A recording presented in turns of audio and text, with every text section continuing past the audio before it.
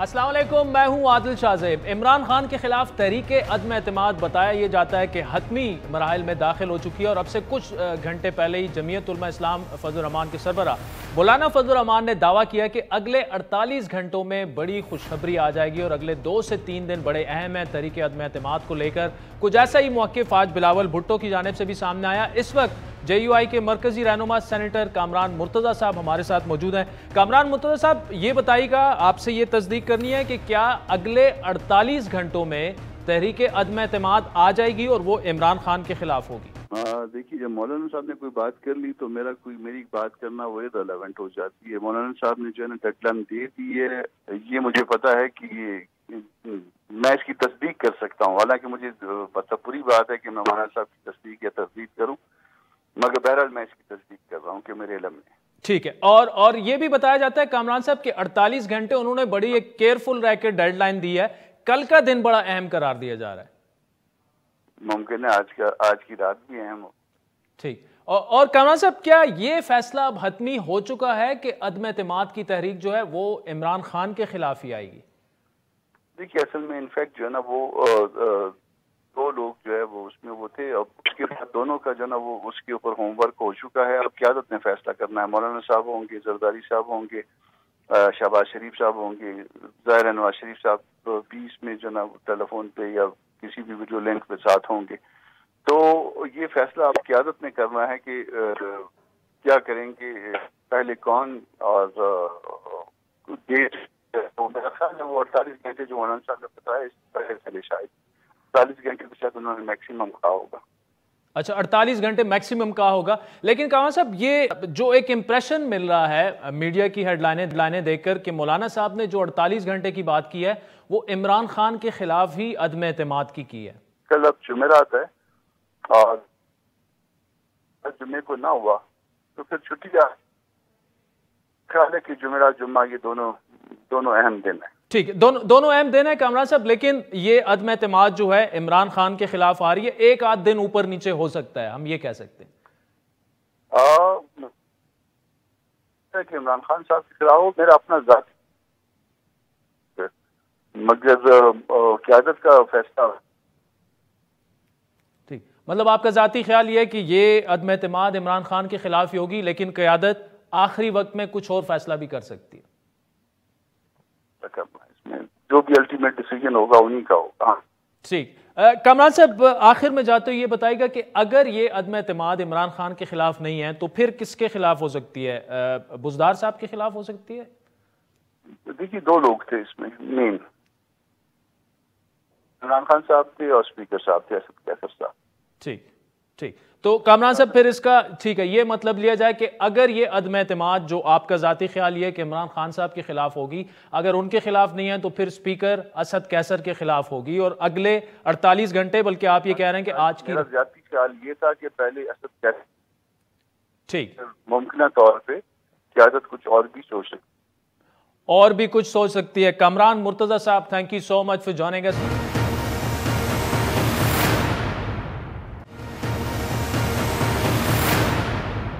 Welcome back नाज़रीन। Break से पहले सेनेटर कामरान मुर्तज़ा साहब को आपने सुना। ये जो मीडिया पर खबरें चल रही हैं कि मौलाना साहब ने कहा अगले 48 घंटे बड़े अहम हैं, उन्होंने इसकी तस्दीक कर दी है। उन्होंने कहा कि आज रात अहम है, जिसमें इम्कानात ये हैं कि मौलाना साहब और जरदारी साहब की भी मुलाकात हो और नवाज शरीफ साहब को फ़ोन पर लिया जाए और वहाँ पे फिर फैसला होगा कि अदम एतमाद की ये तहरीक जो है इमरान खान के खिलाफ आनी है या स्पीकर असद कैसर के खिलाफ आनी है। लेकिन ये उन्होंने कहा कि अगले 2 दिनों में ये अदम एतमाद की जो तहरीक है ये आ जाएगी। इस वक्त वफाकी वज़ीर मुमलिकत बराए पार्लिमानी उमूर अली मोहम्मद खान साहब हमारे साथ मौजूद हैं। अली मोहम्मद खान साहब, आप लोग कह रहे थे कि अगर नंबर पूरे हैं तो आप ले आएँ, अब तो उन्होंने ऐलान भी कर दिया है अगले 2 दिनों में तहरीक अदम एतमाद जो है वो टेबल होने जा रही है। तस्दीक भी बाकायदा उन्होंने कर दी है कि हतमी मराइल में उनकी मशावरत पहुंच चुकी है और वो ये कह रहे हैं कि इत्तेहादी भी अगर हुकूमत के साथ रहे हमें कोई मसला नहीं है, हमारे अपने नंबर पूरे हो चुके हैं। मतलब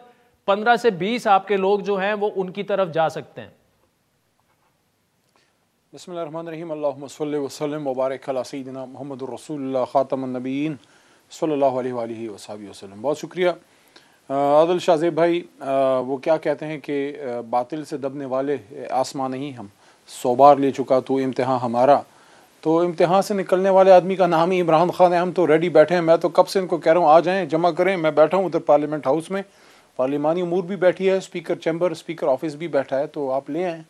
और रेड कारपेट वैसे ही उधर बिछा हुआ है, हम बाहर पार्किंग तक बिछा देते हैं, आप ले आएँ, लग पता जाएगा। घोड़ा भी हाजिर है, मैदान भी हाजिर है। लेकिन ये ज़रूर ख्याल रखें, ऐसा ना हो लेने के देने पड़ जाएं, ऐसा ना हो आपके अपने ही बंदे कम निकल आएँ। ये अली भाई, ये जो आप बात कर रहे हैं, इसका मतलब कि आपने भी अपनी फिर तैयारी की हुई है इनके लोग तोड़ने की। और कल फवाद साहब ने हमारे शो में कहा कि ऐसा हो सकता है, तो कुछ तो आप भी नंबर दे देना। वो तो 22 लोगों का कह रहे हैं कि आपके 22 लोग पीटीआई के एमएनएस जो हैं वो नून लीग से राब्ते में भी हैं, कुछ को टिकट भी ऑफर कर दी गई है, प्रॉमिस कर दी गई है। आप भी बताएं, आप क्या देंगे इनके लोगों को जो तोड़ेंगे, और कितनी तादाद में टूटेंगे इनके लोग? देखिए, मैं तो पार्लिमानी उमूर हूँ, मैं तो वक्त से पहले अपने कार्ड शो नहीं करूँगा। हाँ, past performance says it all. अभी हाल ही में सेनेट में 1-2 दफ़ा इनको सिपकी उठानी पड़ी है, तो चेक कर लीजिएगा। ये ख़ासकर जो है गिलानी साहब और इन सब से मैं इनको कह रहा हूँ कि आप चेक कर लीजिएगा। ऐसा ना हो ऐन वक्त पे कोई बीमार हो जाए, कोई किसी ज़रूरी काम से कहीं चला जाए, कोई ऐसा ना हो किसी के फ़ोन बंद हो जाएं, फिर ना कहिएगा कि ख़बर ना हुई। क्योंकि इस बार तो ये गिला भी नहीं कर सकते कि फ़ोन आया, फ़ोन नहीं आया, फ़लाना हुआ, ढमकाना हुआ। ना कोई फ़ोन आएगा, ना कोई फ़ोन आ रहा है, कुछ भी नहीं है। अपने बंदे आप तगड़े करें, ले आए मैदान में। और मैं कहता हूँ ये हाथ कंगन को आरसी क्या, आ जाएं। अच्छा अली भाई, लेकिन इससे पहले 3-4 दफा अगर ओपोजिशन को आप लोगों ने शिकस्त दी, तो उसमें जाहिर बात है फोन एक बड़ा अमर दखल था, उनको फोन आ जाते थे। अब तो आप भी कह रहे हैं फोन नहीं आएगा, वो भी कह रहे हैं सब कुछ, सारे लोग न्यूट्रल हो चुके हैं। अब तो आपके पास एक बड़ा सपोर्ट था, वो नहीं है इस दफा, तो आप इतना बड़ा, इतने यकीन से कैसे कह सकते हैं फिर? देखिए, मैं तो नहीं कह रहा, अपोजिशन के लोग कह रहे थे इस बार सेनेट में फोन शोन नहीं आया। जैसे ही उन्होंने पेशावर की बात की, नून वालों ने उधर से पीपल्स पार्टी ने उन पे जो है तो धमा चौकड़ी मचाई कि जनाब ऐसी किस तरह आप बात कर सकते हैं। तो देखें, ये सारे बहानेबाजियां होती हैं इनकी। फ़ोन आ गया, फलाना हो गया। जब जीतते हैं, जब एक गिलानी साहब जीते थे तब कोई फ़ोन नहीं आया था। वो फ़ोन नंबर कट गया था क्या? वो तो कौसम नादी साहब भी दुनिया से सफ़र कर गए जो कहते थे कि और लाइन कट गई। और भाई, जब आपकी अपनी जब हारते हैं कहते हैं धांधली हो गई, फ़ोन आ गया, फलाना हो गया। इसी इलेक्शन में लाहौर के अंदर जहां शहबाज शरीफ साहब का हल्का जीते, कहते हैं A1 हो गया। जहां शफकत महमूद साहब का हारे, कह रहे हैं धांधली हो गई। इसी कराची में जहां बिलावल साहब का जो है ये हार गए, वहां लियारी से, कहते हैं बहुत बड़ी धांधली हो गई। लेकिन साथ ही जो है वहां से पटेल साहब जीते हैं, कहते हैं A1 हो गया। तो जनाब, मीठा मीठा हप हप, कड़वा कड़वा थू थू नहीं चलेगा। अब आपने बात की है, पीछे नहीं हटना। मौलाना साहब को भी खैर है, कोई बात नहीं है, दिल गुर्दा करें। आप DI खान हार गए, कोई बात नहीं। अब जो है वहाँ साबिक वज़ीर आला साहब का भी हल्का हार गए, कोई बात नहीं है, आ जाएं, हम भी तैयार हैं, कोई मसला नहीं। अली मोहम्मद खान साहब, ये बताइएगा कि काफ लीग ने कल जो मीटिंग हुई, इमरान खान साहब वहां पे गए, तो उन्होंने कहा जी, फवाद चौधरी साहब ने, कि हमें यकीन दहानी करा दी गई है कि अदम एतमाद की सूरत में हम आपके साथ डट के खड़े हैं। लेकिन फिर तारिक बशीर चीमा साहब ये कह रहे हैं कि जी हमने ऐसी कोई यकीन दहानी नहीं कराई, और अभी हतमी फैसला हमने मुशावरत के बाद करना है। इसका मतलब ये कि डामाडोल है मामला काफ लीग के साथ भी आपके? चीमा साहब तो वैसे ही अपने भाई हैं, काबीना के मेंबर हैं, वो तो हमारे ही साथ हैं। लेकिन देखें, क्यू लीग के सबसे बड़े लीडर कौन है, आप मुझे बताएं, कौन है? चौधरी शुजात साहब हैं जो बीमार हैं, उसके बाद परवेज इलाही साहब। चौधरी शुजात साहब की बीमार पुरसी के लिए मुल्क के सबसे बड़े लीडर कल गए, और चौधरी शुजात साहब इज ऑन रिकॉर्ड। आपके डॉन ने भी रिपोर्ट किया होगा, न्यूज़पेपर ने, जब उन्होंने ये फरमाया कि हम कोई गैर आईनी काम की ना सपोर्ट करेंगे, और हुकूमत का 5 साल का मैंडेट है, उनका हक है कि अपना वक्त पूरा करे। नंबर 2 जो है, परवेज इलाही साहब के बरखुरदार ने यह बात की इमरान खान साहब को कि आप अपने तहरीक इंसाफ वालों के घबराए नहीं, हम पक्के खड़े। तो जनाब, अब क्या बेचते हैं ये अपोजिशन वाले? नहीं, लेकिन अली साहब, तारिक बशीर चीमा भी फेडरल मिनिस्टर हैं, जनरल सेक्रेटरी हैं अपनी पार्टी के, और अभी तक कोई तरदीद नहीं आई काफ लीग की जानिब से, जो उन्होंने कहा कि हमने कोई यकीन दहानी इमरान खान को नहीं कराई। नहीं, चीमा साहब, मैंने आपको पहले भी कहा कि चीमा साहब अपने भाई हैं, कैबिनेट मिनिस्टर हैं, वो हमारे ही साथ हैं। जो उनके सबसे बड़े लीडर हैं, उनका बयान मैंने आपको बता दिया कि वो हुकूमत के साथ हैं, और उनके जो एक और कैबिनेट मेंबर हैं मुनिस इलाही साहब, उन्होंने खुद ही इमरान खान साहब, वो तो इमरान खान साहब को तसलियाँ दे रहे हैं कि आप फिक्र ना करें, आप तरीके इंसाफ वालों का ख्याल रखें। और मैं यहाँ कह रहा हूँ अपोजिशन वालों को कि आप हमें छोड़ें, अपने बंदों का ख्याल रखें, ऐसा ना हो लेने के देने पड़ जाएं, फिर ना बताइए, ना बताना, फिर ना रोइएगा कि हमने आपको ख़बर ना की। कभी मिठाइयाँ खा के रोते हैं, कभी जो है तरीके अदम एतमाद की बात करके रोते हैं। क्या आपके नसीब में सिर्फ रोना लिखा है? वैसे जहांगीर तरीन आपको धचका ना दे दे आखिर में? नहीं, ये जहांगीर साहब गए हैं, वो बीमार हैं, मैं उनके लिए दुआ करता हूँ अल्लाह उनको सेहत दे, वो वापस आ जाएं पाकिस्तान। वैसे पाकिस्तान से जब वो गए हैं, क्या दुआएं दी हैं मुस्लिम लीग नून ने। मैं कहता हूँ इमरान खान साहब को सारी कौम दुआएं दें कि वो लोग अब दुआएं करने पे आ गए हैं कि ये जब तरीन साहब एक दफ़ा पहले बीमार होके जब गए थे, क्या क्या उन्होंने हज़ियान उनके बारे में की थी। और अब जो है माशाल्लाह मरीम साहिबा भी दुआएं करी हैं, शहबाज साहब भी। देखें, उनका तो नहीं पता, हमारी दुआएं जो हैं तरीन साहब के साथ हैं, अल्लाह उनको सेहत दे। बाकी यह है कि उनके जाने का बड़ा दुख भी है इनको कि मैदान से वो बाहर चले, लेकिन क्या तरीन साहब की दुआएं आपके साथ होंगी अदम एतमाद में? देखें, जहांगीर तरीन साहब जो हैं उन्होंने कभी भी इमरान खान साहब की बरमला मुखालफत नहीं की। हालांकि थोड़ी दूरी आई है और अब उस तरह से ताल्लुक़ नहीं है, लेकिन बहरहाल वो रख रखाव वाले आदमी हैं। और इसीलिए तो इस वक्त शहबाज शरीफ साहब ही is running from pillar to post. कभी क्यू लीग के पास जा रहे हैं, कभी MQM के पास जा रहे हैं, कभी वैसे इनके अपने बंदे पूरे हैं, आपने चेक कर लिए? खैर, वो तो हमारा चेक करना काम नहीं है, वो तो आप कह रहे हैं कि मैं अपना लायामल इस वक्त शो नहीं कर सकता, वो तो आप हमें बताएंगे ना। वो खासकर डॉन न्यूज़ के पास तो अंदर की इंफॉर्मेशन होती है, वो मेरे पास जो इंफॉर्मेशन है तो वो ऑफ द रिकॉर्ड है, वो मैं ऑन कैमरा नहीं कहूंगा। लेकिन आपने जो अपनी तैयारी की है, चलो ये 2 दिन भी गुजर जाएंगे ना, ये 2 दिन भी गुजर जाएंगे, देख लेंगे।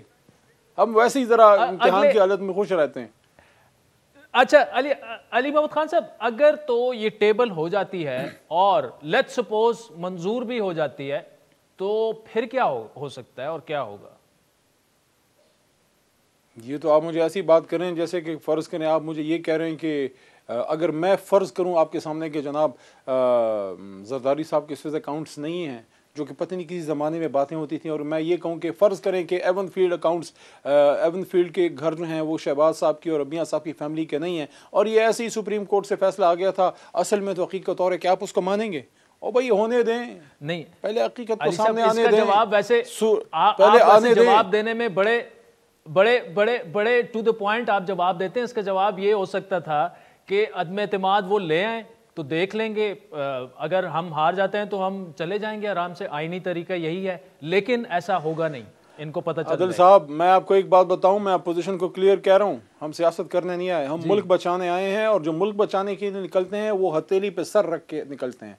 हम पैसे मैसे बनाने नहीं आए। ना इमरान खान, वो तो एक मुल्क के एक सिपाही की तरह, एक रियासत के सिपाही की तरह सुबह की ड्यूटी करता है, शाम को अपने घर में होता है। PM हाउस में रंगरलियाँ नहीं मचाई जा रही, बड़े बड़े खाबे नहीं हो रहे, वहाँ बड़ी बड़ी डीलें नहीं हो रही, कोई जिंदल नहीं आ रहा पाकिस्तान में, कोई पाकिस्तान में उनके अपने बेटे जो है हिंदुस्तान में जाके वहाँ बिजनेस डीलें नहीं कर रहे, कोई इमरान खान की प्राइवेट विजिट्स में उनके जनाब घर के लोग जाके अपनी बिजनेस डीलें नहीं कर रहे। He is a man on mission. He is a made in Pakistan man, and he wants to save Pakistan, especially from the crooks and the culprits who have looted and plundered Pakistan for the last at least 40 odd years. चले, अली मोहम्मद खान साहब, thank you so much for joining अस। बड़े confident लग रहे थे, पार्लिमानी उमूर के वजीर मुमलिकत हैं, और गेम अगर कुछ होनी है तो obviously he will be the key man. इस वक्त सईद गनी साहब वजीर इत्तलात हैं सिंध के, हमारे साथ मौजूद हैं। सईद गनी साहब, मौलाना साहब ने तो कह दिया अगले 48 घंटों में खुशखबरी आने वाली है। इसका मतलब क्या ये लिया जाए कि अदम एतमाद टेबल हो जाएगी? और पीपल्स पार्टी का क्या मौक़िफ़ है इसके हवाले से? देखिए, मैं अभी इस पे आदमी तौर पर कोई बात करने की पोजीशन में नहीं हूँ, लेकिन पाकिस्तान पीपल्स पार्टी का तो पहले से ही मौक़िफ़ रहा है कि वोट ऑफ नो कॉन्फिडेंस होना चाहिए था। अब वो ताख़िर उसमें ज़रूर हुई है। अगर तमाम जमातों का इस पे इत्तेफाक हो जाता है तो जाहिर है पीपल्स पार्टी तो पहले से ही कह रही थी। तो अगर 48 घंटों में अदम एतमाद आती है तो क्या पीपल्स पार्टी का होमवर्क पूरा है? नून लीग तो ये कह रही है कि हमारा भी होमवर्क पूरा है, मौलाना भी यही कह रहे हैं। नहीं, यकीनन देखें, तमाम सियासी जमातों में अपोजिशन की पार्टीज हैं, उसमें तो बड़ी मशावरत हो रही है, और अगर ये फैसला होगा तो इत्तेफाक से राय से ही होगा। वो एक जमात कोई नहीं करेगी और उसमें यकीनन पीस पार्टी का मौका। अच्छा सही साहब, आप इस वक्त लॉन्ग मार्च में ही मौजूद है और बड़ी मुश्किल से आप हमसे बात भी कर रहे हैं। अगला प्लान आपका क्या है? इस्लामाबाद कब तक पहुंचने का इरादा है आपका? हम इंडिया खान पहुंच गए और यहाँ से अगला जो रात हम यहीं से करेंगे और इसके बाद सुबह यहाँ से निकलेंगे तो चलती रात हम भूटान में गुजारेंगे। अच्छा, और माशाल्लाह बड़ा जबरदस्त जोश क्राउड है इस वक्त। मैं इंडिया खान के जलसे में ही हूँ। मतलब 8 मार्च तक आपका इस्लामाबाद पहुंचने का इरादा है? हमारा तो 8 मार्च की डेट है इस्लामाबाद पहुंचने की, फिलहाल तो 8 मार्च का है। और अगर इस दौरान अदम एतमाद टेबल हो जाती है तो लॉन्ग मार्च आपका जारी रहेगा?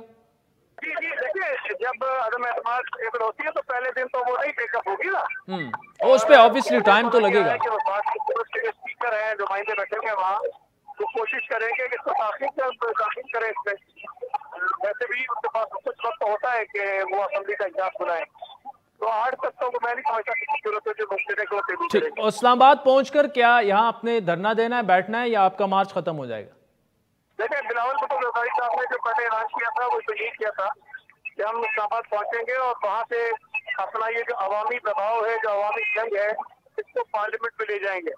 लेकिन अगर कह रहे कि नई सूरत डेवलप होती है, कुछ सूरत ऐसी बनती है तो उसका फैसला तो फिर हालात को देख के किया जाएगा। फिलहाल वहाँ धरना देने का कोई प्रोग्राम नहीं है, लेकिन बुनियादी मकसद इमरान खान को निकालना है और इमरान खान को निकालने के मुझे लग रहा है कि जो एफर्ट थे वो ज्यादा तेज हुए हैं और इमरान खान कमजोर भी हो रहा है। तो मुझे लगता है कि शायद 8 मार्च तक जब हम पहुंचेंगे तो इस हुकूमत का चलचलाव बहुत करीब होगा। सईद गनी साहब, thank you so much for joining अस। बता रहे थे कि मार्च को पीपल्स पार्टी का लॉन्ग मार्च इस्लामाबाद पहुंचेगा। फिलहाल धरने का कोई फैसला नहीं हुआ, लेकिन अदम एतमाद के लिए पीपल्स पार्टी की तैयारी भी मुकम्मल है। वक्त भी चाहता है एक ब्रेक का, जिसके बाद खुर्रम हुसैन साहब हमें ज्वाइन करेंगे, उनसे तफसीली गुफ्तगू करेंगे और साथ में अकबर एस बाबर साहब जो फॉरेन फंडिंग केस है उसमें बड़ी अहम डेवलपमेंट हुई है। ब्रेक के बाद हमारे साथ दोनों मौजूद हैं।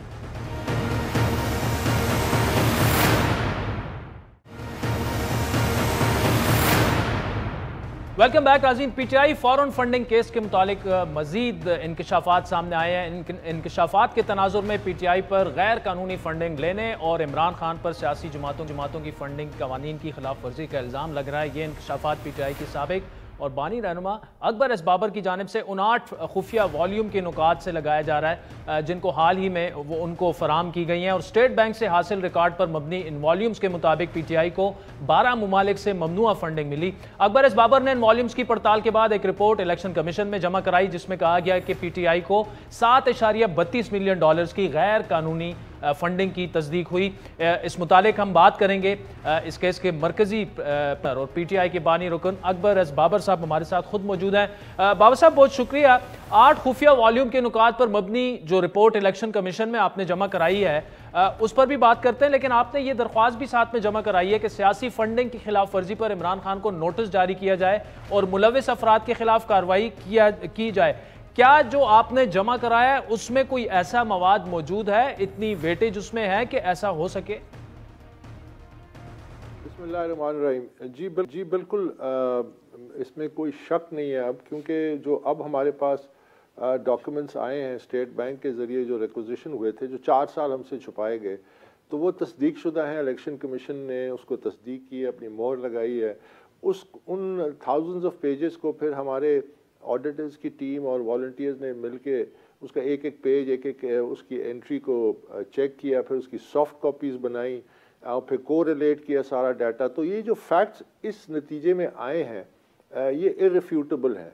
ये किसी भी हाईएस्ट कोर्ट में भी they will stand, because evidence जो है वो ऑफिशियल है, स्टेट बैंक के ज़रिए और इलेक्शन कमीशन ने हमें दिया है। तो ये जो सारे फैक्ट्स हमने सामने रखे हैं कि एक बहुत बड़े पैमाने पे इलीगल फंडिंग हुई है, फॉरेन कंपनीज ने फंड किया है, फॉरेन नेशनल्स ने फंड किया, इंक्लूडिंग एन इंडियन जिसका नाम सामने आया है। इसके अलावा बैंक्स को अकाउंट्स को पीटीआई के कंसील किया गया है। तो ये वो जो उस रिपोर्ट में ये तमाम डिटेल्स विद रेफरेंसेस मौजूद हैं। यानी $7.3 मिलियन जो हैं वो सिर्फ US डॉलर्स में गैर कानूनी फंडिंग हुई है। उसमें सिर्फ $2.1 मिलियन जो हैं वो एक ऑफशोर कंपनी है उसके ज़रिए पीटीआई के अकाउंट्स में आए। फिर जो इंडियन नेशनल की बात हो रही है वो पीटीआई अकाउंट्स में उनका नाम लिखा हुआ, मैं नाम इसलिए नहीं लेना चाहता कि प्राइवेसी किसी की वो ना हो। फिर उसके बाद इसमें एक और बड़े दिलचस्प पहलू ये निकले हैं कि एक बैंक, एक प्राइवेट बैंक जिन्होंने आपके डॉन ने ही उसको रिपोर्ट किया था पूरी स्टोरी परसों, और बड़ी डिटेल में आपके रिपोर्टर ने वो सारी स्टोरी उसको डिटेल की गई। प्राइवेट बैंक ने इलेक्शन कमीशन को जब जुलाई में उनसे डॉक्यूमेंट्स मांगे गए कि इलेक्शन कमीशन, उन्होंने कुछ वक्त मांगा, 5 दिन मांगे, जुलाई 16-18 2018 में ख़त लिखा। फिर उसके बाद 20 अगस्त को वो लिखते हैं कि जी वो जो कसब बैंक जो इस बैंक में मर्ज हो गया था उसका सॉफ्टवेयर हमारा सॉफ्टवेयर कंपैटिबल नहीं है। तो तमाम फॉरेन एक्सचेंज रेमिटेंसेस, क्योंकि वो रिक्वायरमेंट थी, वो लेटर जो लिखा था स्टेट बैंक को उसमें लिखा हुआ था कि जितने भी रेमिटर्स हैं उनकी और फॉरेन एक्सचेंज वो सारी डिटेल्स हैं, तो उन्होंने उससे माजरत कर ली। किस वजह से की इस पर मैं तबसरा नहीं कर सकता, ना मैं उस पर स्पेकुलेट कर सकता हूँ, but this is a fact. फिर स्क्रूटनी कमेटी अपनी रिपोर्ट में कहती है कि जी पीटीआई के जो डॉक्यूमेंट्स हैं जो उन्होंने 4 साल लगाए, वो कहते हैं कि जी ये सर्टिफाइड नहीं है तो हमारे लिए एक्सेप्टेबल नहीं है। बाबा साहब ये बताएगा, एक क्वेश्चन ये है कि स्क्रूटनी के बाद तो ये मामला इलेक्शन कमीशन और सियासी जमातों के दरमियान है और आप उसमें अब थर्ड पार्टी बन चुके हैं, और यही अनवर मंसूर साहब ने भी प्ली ली है कि आपको इस केस से अलहदा कर लिया जाए। नहीं, ये पहली दफा ये प्ली नहीं ले रहे। इन्होंने तो हाई कोर्ट में रेड की थी कि स्क्रूटनी कमेटी जो काम कर रही है वो गैर कानूनी है, इसको रोका जाए। उन्होंने तो किसी न किसी तरीके से, कभी ऐसा भी हुआ है कि 7 साल से केस चल रहा है, जो मुद्दई है उसको केस से अलग कर दिया जाए। हमारे जो फैक्ट्स थे, जो हमने एलिगेशंस दी थी, वो तो स्क्रूटनी कमेटी उसको सब्सटैंशिएट कर रही है टू अ लार्ज एक्सटेंट। हमारी जो ओरिजिनल एप्लीकेशन है उसमें पैरा 15 आई बिलीव वो आप पढ़िए, उसमें हमने यूएसए एलएलसी की अमाउंट्स भी दी हुई है। 1.9 मिलियन उस वक्त एक कंपनी की थी कि जी ये लीगल फंडिंग हुई है। हमने कनाडा की फंडिंग की निशानदेही की, हमने डेनमार्क की फंडिंग की निशानदेही की, मिडल ईस्ट की फंडिंग की निशानदेही की, उसकी अभी तक तहकीकात नहीं हो सकी। तो हम तो part and parcel of this case हैं, और वो ये कह रहे हैं कि जी इनकी मैलिफाइड इंटेंट है, यानी इनकी नीयत ठीक नहीं है। आप अंदाज़ा लगाइए कि उन्होंने खुद, ये मैंने केस किया 2014 में, उन्होंने 2017 में केस किया अपने मुखालिफ जमात के खिलाफ, उनकी स्क्रूटनी कमेटी में ये बैठते हैं, उसको केस की अभी हेयरिंग जारी है। ये पहली दफ़ा नहीं है, इसमें बहुत पहले कई दफ़ा इन्होंने एजिटेट किया है, एप्लीकेशन फाइल की। इनका बेसिक मकसद है कि डिले करें केस को, क्योंकि अब ये कंक्लूसिव स्टेट पे है। कल की हेयरिंग तो थी इस वास्ते कि दोनों के कमेंट्स को सुना जाए और उसके बाद इलेक्शन कमीशन अपना फैसला करे, लेकिन इन्होंने इंसिस्ट किया कि हमारी ये एप्लीकेशन सुनी जाए। तो ये फ्रिवलस किस्म की application, these are very poor attempts के इस केस को मजीद डिले किया जाए। ये केस अब बहुत अरसे बाद, 7 साल से ज़्यादा अरसा हो गया, और इसमें जो अप्स एंड डाउन्स आए, जो चैलेंजेस आए, वो तो मैं जानता हूँ, मेरा रब जानता है।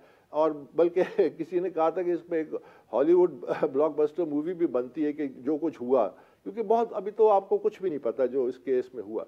लेकिन I would like to thank Dawn group की मैं पर्टिकुलरली इस वजह से थैंक कर रहा हूँ कि डॉन की एक पॉलिसी, जो एडिटोरियल पॉलिसी थी, जो प्रिंट मीडिया में डॉन अखबार है, 7 साल उन्होंने सिर्फ और सिर्फ उसकी जो प्रोफेशनल बेसिस पे एज एन एडिटोरियल पॉलिसी कि ये केस की इंपॉर्टेंस को समझा और फैक्चुअली उसको रिपोर्ट किया। उसकी बड़ी वजह थी कि ये केस जिंदा भी रहा। So I would like to thank Dawn group कि आपने इस सच्चाई की इस तलाश में आप मेरे साथ थे। परस बाबर साहब, thank you so much for joining us. साज़ीन, वक्त चाहता है एक ब्रेक का, जिसके बाद इमरान खान साहब ने जो रिलीफ पैकेजेस का ऐलान किया है, क्या हमारी इकोनॉमी उसकी मुतहम्मिल हो भी सकती है या नहीं? हमारे साथ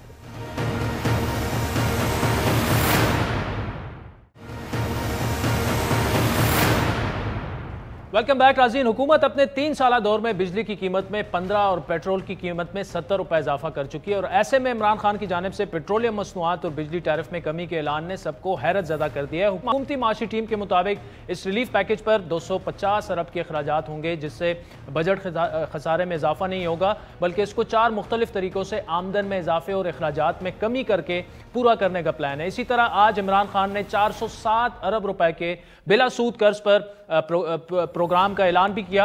हुकूमत एक नई टैक्स एमनेस्टी स्कीम भी लेकर आ रही है, जिसके तहत सिर्फ 5% टैक्स देने पर तमाम काला धन जो है वो सफेद करने की इजाजत होगी। हुकूमत अपनी इस मनसूबाबंदी से मुतालिक भरपूर पुरएतमाद है, लेकिन ये पैकेजेस माशी से ज्यादा सियासी मुश्किलात में कमी की कोशिश लग रहे हैं। अक्सर माशी माहिरीन इन पैकेजेस को IMF प्रोग्राम के लिए खतरे की घंटी करार दे रहे हैं। माशी माहिरीन समझते हैं कि मुल्क की मईशत इमरान खान की जानिब से इस ऐलान की मुतामिल शायद ही हो सके और पेट्रोल, डीजल और बिजली की कीमतों में कमी का फैसला एक ऐसे वक्त में हो रहा है जब सिर्फ 2 रोज़ बाद पाकिस्तान और IMF में 7वें जायजे के मुज़ाकरात भी शुरू हो रहे हैं। कीमतें कम करने के लिए हुकूमत ने जिन सब्सिडीज़ का ऐलान किया वो कर्ज लेकर दी जाएंगी, जो मुमकिना तौर पर शहरी जो सूद है और करेंसी की कदर में कमी की सूरत में भी अदा हो सकती हैं। इस तमाम सूरत हाल पर बात करेंगे। हमें ज्वाइन किए माशी उमूर के खुरम हुसैन साहब ने। खुरम साहब, thank you so much for joining us. Relief packages का ऐलान हो चुका है, पेट्रोल और बिजली की कीमत में कमी जो है वो हो चुकी है, बिला सूद कर्जे दिए जा रहे हैं, लेकिन